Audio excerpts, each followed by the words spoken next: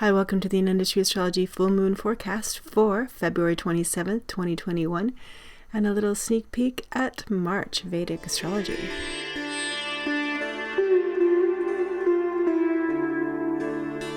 The moon is waxing, the energy is building. How are you feeling? The moon is waxing, growing bigger and brighter, and on February 27th at 12:17 a.m. Pacific Time, the moon will reach its brightest point and begin to wane again. Nervous, anxious, full of energy, maybe having a hard time relaxing, sleeping. Maybe you're nostalgic or even lonely. Full moons are like power surges, waves, the cusp of a wave, right, in the cycle of the moon. And this full moon is a very auspicious full moon with a lot of heart-centered energy around union, communion, connectivity, sharing, and the lack of that as well. This full moon is actually happening just after midnight in the United States. So that Friday night leading up to the full moon, just after midnight on the 27th, is considered to be the Purnima, the strongest energy of the full moon. This full moon is also the sacred Maghi Purnima, or the Maghi Purnima, the holy day for bathing in the river Ganga, the last holy day in the month of Magha. So it's considered to be a very powerful day to be taking a bath in this holy river, or any river or body like a lake, ocean, if that, weather permits for you. It's said that this is a day when the Ganges can really wash away karmic debts and fulfill desires. This full moon is also a nice bridge, a nice way to kick off the next month coming, March. It's an auspicious month with a lot of potential for renewal and spiritual healing. March stabilizing somewhat after, a very challenging looking February, which was, there was such a pile up of planets in Capricorn in February, an incredibly unusual alignment that we were experiencing, and including Mercury Retrograde. There in that cold Capricorn, there were deep freezes in the south of the United States and Texas, very serious challenges around the continued influence of the pandemic as well, and variants. And there was a lot of pressure on a lot of people in different ways, especially with the Mercury retrograde, may have created some real delays or even loss in your life. I personally lost my computer. My entire brand new computer just died on me with all of my data in it. So yes, right on the station of Mercury, actually, it happened, which is often when these occurrences, the most challenging times of a Mercury retrograde cycle, happen. So now we're in recovery mode. Mercury has moved direct now, and we're seeing the separation of this alignment. It's dissolving. Although Jupiter and Saturn continue to remain together in Capricorn until April, early April, when Jupiter is going to transit into Aquarius. That will definitely change the frequency, I think, and start to really open things up in many ways. But this full moon coming up, just as we speak tomorrow, is in the auspicious nakshatra, or area of the sky, called Purva Phalguni. Purva Phalguni. Purva Phalguni is symbolized by sometimes a cot or a marriage bed, a place of enjoyment, of union, of connectivity. It's actually one of the stars of marriage. Lord Shiva started his marriage procession here in this star, it's said. Also, it's said to be the star where Surya, the daughter of the sun, married the Soma, the god of the moon. So where the elements come together, sun and moon, Shiva, Shakti, the alchemy of union that has so much creativity, so much fertility. It's one of the most important fertility stars, Purva Phalguni. So it's a lot about love and, yes, creative expression, union, and yes, it's an auspicious star, of course, to marry on, but also to start any, creative project, initiate things, plant seeds of intention. This full moon has a lot to offer. This full moon also can help you connect to what you most love, right? Or maybe also to connect within, to the beloved within. So it's a full moon that, just like Magha for bathing, I was thinking it's very good to get into water if you can, or especially hot water, something that's relaxing and soothing and healing, maybe with Epsom salts, or just to be doing some kind of creative project that you enjoy, that makes you helps you relax. It's so much about self-care and self-love, because this Purva Phalguni full moon has a very special connection to Venus, the goddess of love. Actually, Purva Phalguni is a nakshatra controlled by Venus. And because the moon just entered Purva Phalguni on the Purnima, it has a deeper influence. Venus's energy is controlling a great deal of this nakshatra.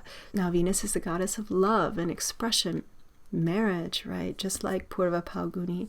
And this month, Venus is going to be doing something very unusual. In March, she is going to be reaching her combustion, which is the end of her Venus morning star cycle. In fact, she's already dipped below the horizon in the morning. It's very difficult to see her, probably impossible at this point without equipment. She's so close to the rays of the sun. So she is combust. She's going to merge with the sun by the end of March 26, I believe. March 26. So this is a sort of death and rebirth of Venus. She's dying as her form of morning star, which is a star that leads the sun in the morning, right? Comes up before the sun. And she's transforming. By May, she'll be visible in the evening star, where she follows the sun. And this is considered to be more auspicious, something in general more open-hearted and easy to connect with others, less isolated. Also in the month of March, we have the celebration of Mahashivaratri, one of the most auspicious moments of the year for spiritual work and progress in that realm. So that will be coming up on this next waning moon, as the moon is starting to lose its energy right before the new moon on March 11th, the waning moon of Shivaratri. So I'll be sending you something for that very soon.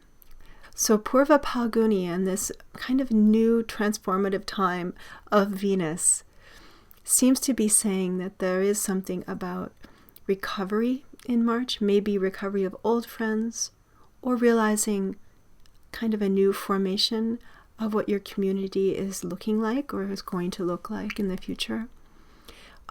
Healing the heart and reconnecting to your passion, your desires, your true love, the beloved within as well. So let's just take a look at what the tarot cards have to say about this full moon coming up in Purva Phalguni.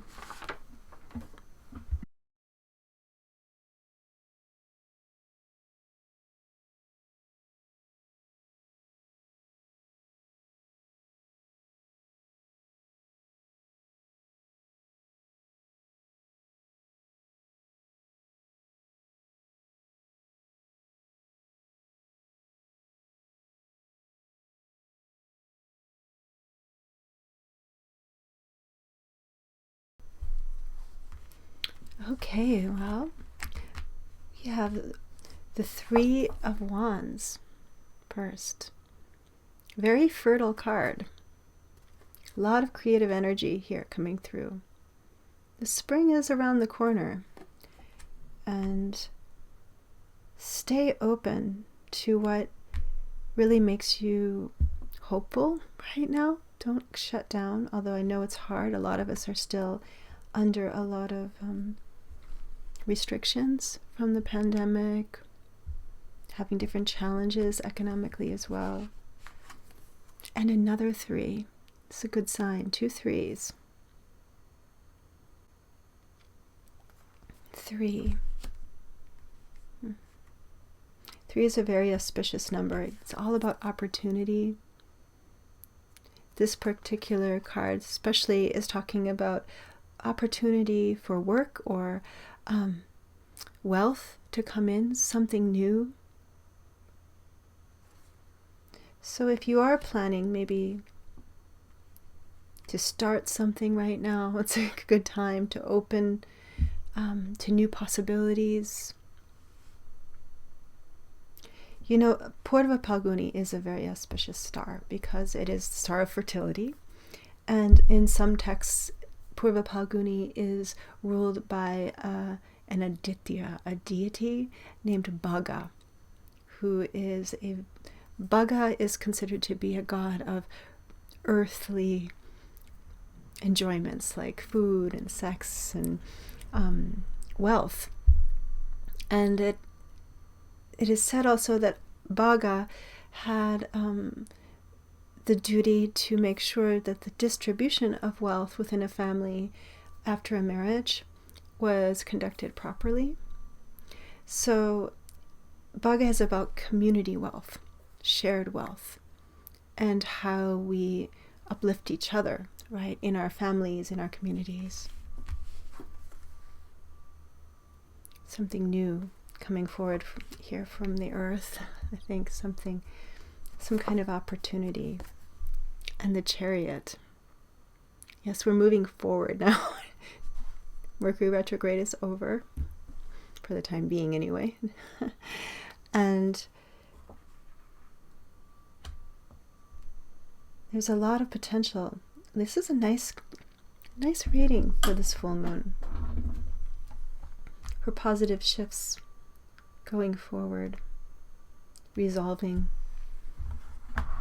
the issues of the past.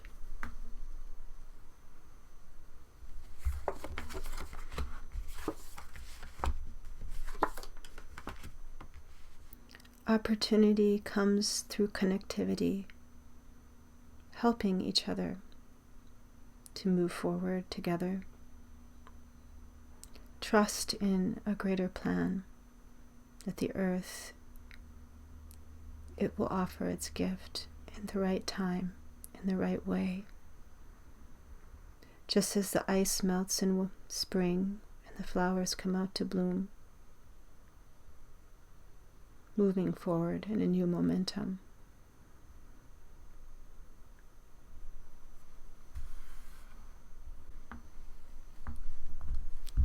Okay, well, thank you for coming to the Anandashri Astrology Full Moon Forecast. I do offer online one-on-one readings, Vedic Astrology readings and Tarot readings. You can book a reading with me on my website, anandastrology.com. I'll leave a link in the description window below. And if you haven't already, get on my newsletter. It's free. I do offer these forecasts frequently, usually new and full moon. And I will be offering a webinar probably on this Jupiter transit out of Capricorn and into Sidereal Aquarius that's around the corner. Very auspicious new alignment for Jupiter. And also subscribe to this YouTube channel, click the bell for notifications, and I will see you soon on the next new moon coming up. Mahashivratri.